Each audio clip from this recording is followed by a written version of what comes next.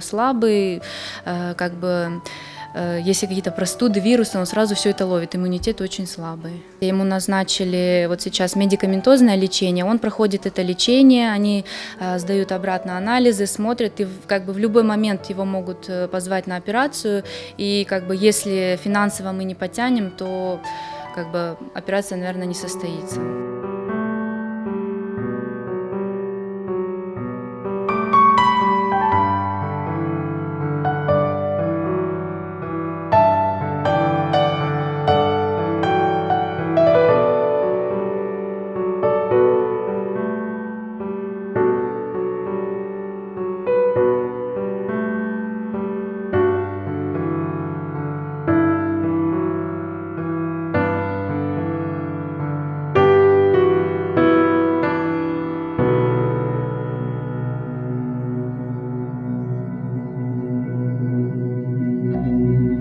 Мы не даем ему падать духом, потому что мы все оптимистично настроены, мы знаем, что есть очень много добрых людей, и мы встречаем их каждый день на каждом шагу, поэтому мы верим в лучшее.